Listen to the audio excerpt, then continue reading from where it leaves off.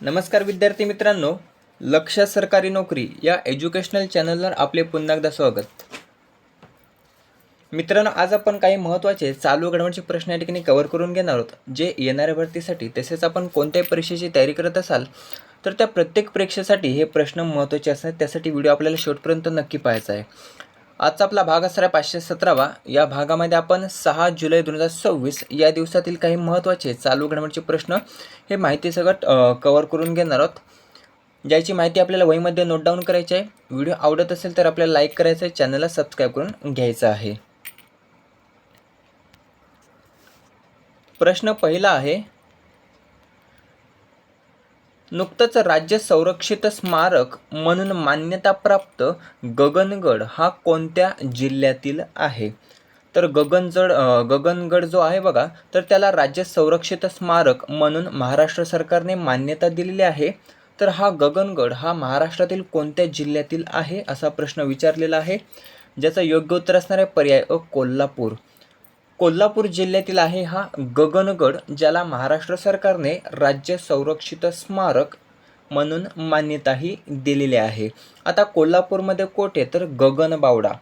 कोल्हापूर जिल्ह्यातील गगनबावडा या ठिकाणी आहे हा गगनगड, जो समुद्रसपाटीपासून 2110 फूट उंचीवर आहे. लक्षात ठेवायचं आहे. हा ऐतिहासिक गिरिदुर्ग आहे, जो 12व्या शतकामध्ये राजा भोजने बांधला होता. कोणी? राजा भोज. हा प्रश्न विचारला जाऊ शकतो, लक्षात ठेवायचा आहे. गगनगड कोणी बांधलेला आहे, तर राजा भोज याने बांधलेला आहे 12व्या शतकामध्ये. त्यानंतर शिवरायांच्या पादस्पर्शाने पावन झालेला, तसेच गगनगिरी यांच्या देखील पावन स्पर्शाने पावन झालेला हा गड आहे. हा लक्षात ठेवायचा आहे. आणि याच ठिकाणाला राज्य संरक्षित स्मारक म्हणून घोषित करण्यात आलेले आहे. दुसरा प्रश्न आहे, FATF म्हणजेच फायनान्शियल ॲक्शन टास्क फोर्स. तर या फायनान्शियल ॲक्शन टास्क फोर्सच्या उपाध्यक्ष म्हणून कोणाची नियुक्ती करण्यात आलेली आहे? ज्याचं नाव आहे पर्याय ब, विवेक अग्रवाल. विवेक अग्रवाल यांची FATF म्हणजेच फायनान्शियल ॲक्शन टास्क फोर्सच्या उपाध्यक्ष म्हणून नियुक्तीही करण्यात आलेली आहे. आणि भारत हा प्रथमच FATFचा उपाध्यक्ष देश ठरलेला आहे. प्रथमच, म्हणजे आतापर्यंत कधीच FATFचं उपाध्यक्षपद हे भारताला प्राप्त झालं नव्हतं. प्रथमच हे भारताला उपाध्यक्ष प्राप्त झाले असून त्या जागेवर विवेक अग्रवाल यांची नियुक्तीही करण्यात आलेली आहे. FATF बद्दल थोडीशी माहिती जर पाहिली तर फुल फॉर्म आहे फायनान्शियल ॲक्शन टास्क फोर्स. ही एक आंतर सरकारी संस्था आहे, ज्याची स्थापना आपण पाहिली तर 1989 साली झाली होती. G7 देशाच्या पुढाकाराने याची स्थापनाही करण्यात आली होती. कोठे, तर पॅरिस, फ्रान्स या ठिकाणी याची स्थापनाही करण्यात आली होती. याचं मुख्य उद्दिष्ट जर आपण पाहिलं तर मनी लॉन्ड्रिंग आणि दहशतवादाला होणाऱ्या आर्थिक पुरवठ्याला रोखण्यासाठी जागतिक मानके निश्चित करणे हे याचे प्रमुख उद्दिष्ट आहे. आता भारत यामध्ये सदस्य केव्हा झाला, तर 2010मध्ये भारत हा FATFचा पूर्ण सदस्य देश ठरलेला आहे.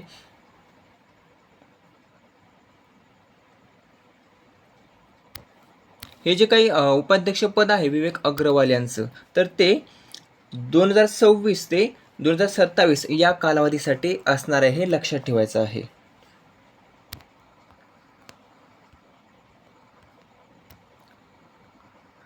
त्यानंतरचा तिसरा प्रश्न आहे, रशिया ग्रँड सँड मास्टर 2026 जिंकणारे पहिले भारतीय कोण ठरलेले आहेत?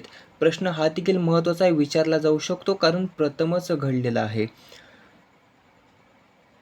तर याचं उत्तर आहे पर्याय अ, सुदर्शन पटनायक. सुदर्शन पटनायक यांनी बघा नुकतंच Russia grand sand master cup 2026 ही स्पर्धा जिंकलेली आहे. आणि ही स्पर्धा जिंकणारे हे प्रथमच भारतीय ठरलेले आहेत, ज्यांचं नाव आहे सुदर्शन पटनायक.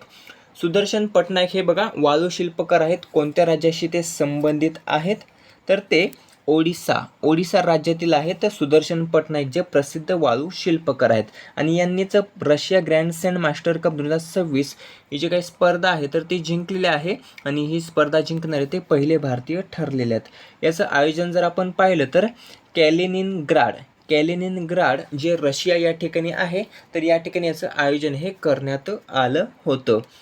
या स्पर्धेमध्ये जगातील 12 आघाडीच्या वाळू शिल्पकारांनी सहभाग घेतला होता आणि सुदर्शन पटनायक यांनी या ठिकाणी विजेतेपद हे प्राप्त केलेले आहे।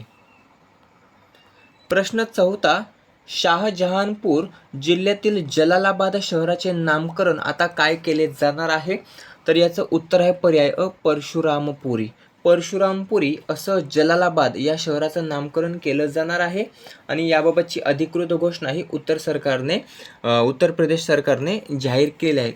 मुख्यमंत्री योगी आदित्यनाथ यांच्या बैठकीत हा निर्णय घेण्यात आला असून शाहजहानपूर हे जो काही जिल्हा आहे तर तो उत्तर प्रदेश राज्यातील आहे आणि या जिल्ह्यातील जलालाबाद शहराचं नामकरण आता परशुरामपुरी असं केलं जाणार आहे। प्रश्न 5 आहे, मगाशीच आपण याबाबत थोडीशी माहिती पाहिली होती, आता अध्यक्ष विचारलेले आहेत। मगाशी आपण पाहिलं तर उपाध्यक्ष, आता विचारलेले आहेत अध्यक्ष।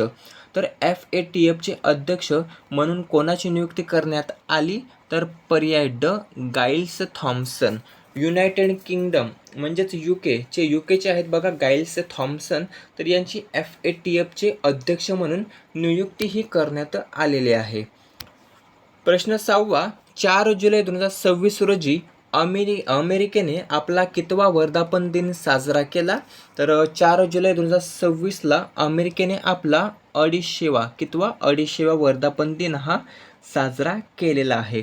अमेरिकेला स्वातंत्र्य मिळून जवळपास 250 वर्ष पूर्ण झालेल्या 2026 मध्ये, म्हणजे 250 वर्षापूर्वी म्हणजेच 4 जुलै 1776 रोजी अमेरिकेला स्वातंत्र्य हे मिळालेले होते। अमेरिकेने डिक्लरेशन ऑफ इंडिपेंडन्सला म्हणजेच अमेरिकन स्वातंत्र्याच्या जाहीरनाम्याला स्वीकृती ही दिली होती। केव्हा? तर 1776ला। या ऐतिहासिक दस्तावेजामुळे नॉर्थ अमेरिकेतील ब्रिटिशांच्या 13 वसाहतींपासून अमेरिकेला स्वातंत्र्य मिळाले होते। या 13 वसाहती ग्रेट ब्रिटनपासून वेगळ्या झाल्या होत्या। कशापासून? तर ग्रेट ब्रिटनपासून। या ऐतिहासिक घटनेने अमेरिकेच्या स्वातंत्र्याची पायाभरणी ही झाली होती, लक्षात ठेवायचं। आणि जगामध्ये अमेरिका नावाचा एक देश हा उदयास आला होता।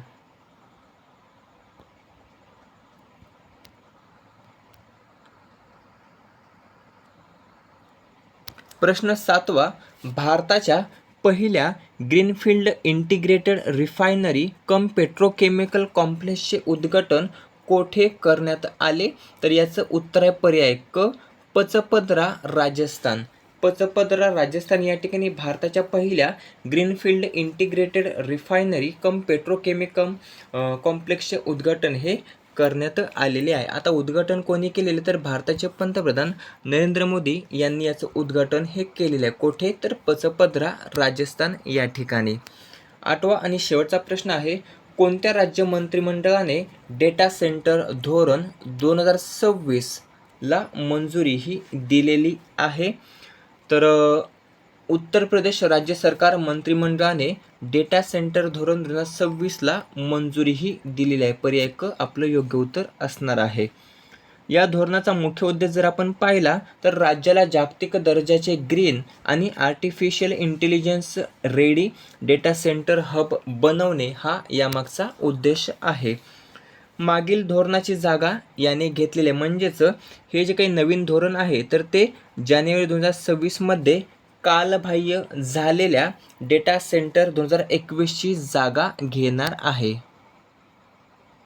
2021च्या डेटा सेंटर धोरणाची जागा घेणार आहे, जे जानेवारी 2026 मध्ये कालबाह्य झाले होते। मित्रांनो, अशा प्रकारे महत्त्वाचे 8 चालू घडामोडींचे प्रश्न या ठिकाणी आपण कव्हर केलेले आहेत, जे आपण कोणत्याही परीक्षेची तयारी करत असाल बघा तर त्या प्रत्येक परीक्षेसाठी महत्त्वाचे असणार आहेत।